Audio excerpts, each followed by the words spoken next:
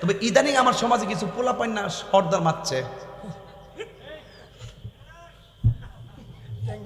পোলাপান না সর্দার। ওই ক্ষেত্রে গরু আছে না, ক্ষেত্রে ধান খেলিছে আর কি, বিচার গেছে পোলাপানের কাছে, পোলাপান না সর্দার ঠিক আছে কালকে আয়ো। আর নতুন সর্দার না, বুঝেন না, পরে সুন্দর করে নিয়ে বসাইছে। তো মুরব্বী সর্দারও দুই একজন রাখছে আর কি। অন ফুল এমনি ফেস দিয়া, পাউডার ফেস দিয়া বিচারটা যে করতেছে বড় লোকের পক্ষে আর কি। মিয়া তোমার গরুটা মিয়া দান্ডি খাইলেছে না 10 মন দান হইলে, হের বিচার লক্ষণটা হইলেন 10 মন দান বলি হইলে, হের বিচারটা লক্ষণ হচ্ছেন নি। আচ্ছা, আর মুরব্বী বেটা যেটা কয়ো দানটা তো খাইলেছে, হন গরু বাইন্দার এখন রে বালা, মানুষের দান খাওয়াটা তো ক্ষতি। তবে তোমার এখানে যেভাবে দান খাইছে কিছু দান তুমি ফাইলা হইলে, তবে গরুটা যে মারছ ওই কামটা হইছে না। বিচারটা দাস আসেনি, আওয়ান হাইওয়ান তো হাইওয়ান হই, এটা তোর বুঝলে আর যাইলে নইলে। অহন গরুটা যে খাইছে বুঝছে না তো, তুমি যে মারছ বাবা এই কামটা ভালো হইছে না। এই তবে তোমারও কই গরু বাইন্দা রেখো, আর যে কোনো বিষয় পশু পাখিরে মারতে গেলে চিন্তা করে মাইর, এটা বদ্ধ আইব। এই কথা বলার পরে ওই যে দান খাইছে হের মায়া লেগে গেছে গা, হ্যাঁ ও ঠিক আছে, যাক খাইলে খাইছে, আমার নসিবে নাই, ঠিক আছে নি। আর হ্যাঁ আয়া বাইন্দা রাখতে পারো না, 10 মন দান নিলে কেন?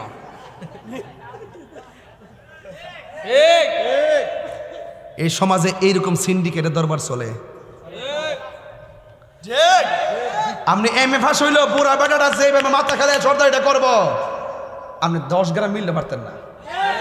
এটা আল্লাহর রহমত লাগবো। আমার সাথে কত বড় বড় হুজুর আছে না, কত হুজুর আছে। ওখান মনে করেন যে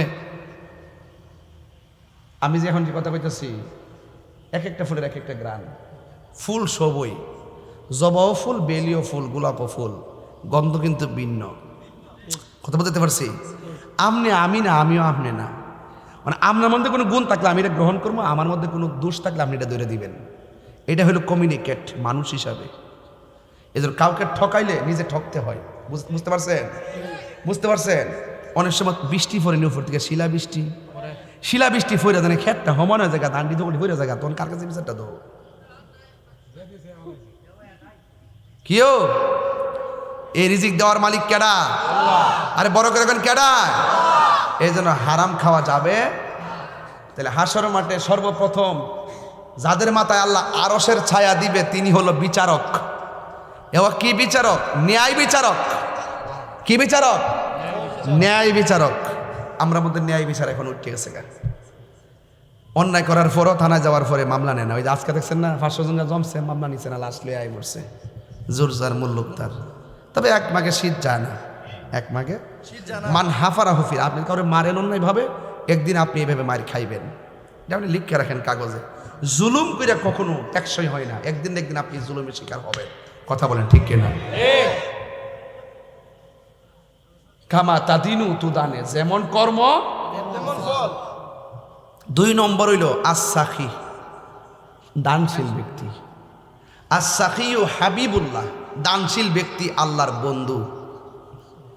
দানশীল ব্যক্তি আল্লাহর বন্ধু। 3 নম্বর হইল যেই লোকটার মনটা মসজিদে ফিরে থাকে। আমরা দেশের ম্যাক্সিমাম শতকরা 95% মানুষের মন ফিরে থাকে বাজারও। আমার ঠিক করলো যে আপনি নিজে কই যাচ্ছে রে, এটা একটু দূরের থেকে আইতাছি,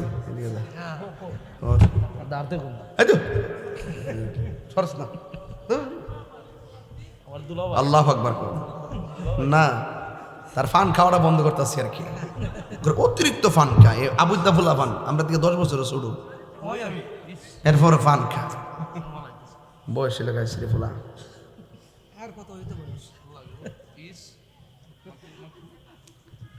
আমরা দেশের মানুষের মন মানসিকতাকে বাজারও বেশি করে থাকে না মসজিদও?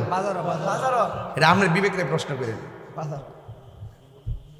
মসজিদে যাওয়ার পরে দেখবেন ইমাম সাহেব যখন বৈঠকে বসে একটু দেরি হয় না সালামটা ফিরাইতে, হ্যাঁ ফিসের টিকা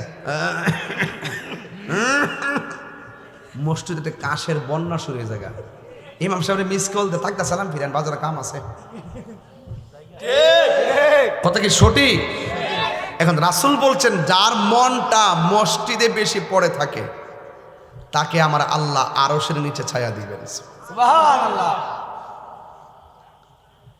মসজিদে গেল গরিবের ফাই লাগে চায়, ইমাম সাহেব নামাজটা তাকদা পড়াইলেন, টাইম হয়েছে গা। যে মসজিদে তারা বেটা তাড়াতাড়ি ফুলাবান সব হিডির জায়গা। কথা কি সঠিক বলতাছি? একটা কথা মিশা না, সব সঠিক, কামে লাগবো কথা নেই। পাগল হইল কথা কামে লাগবো।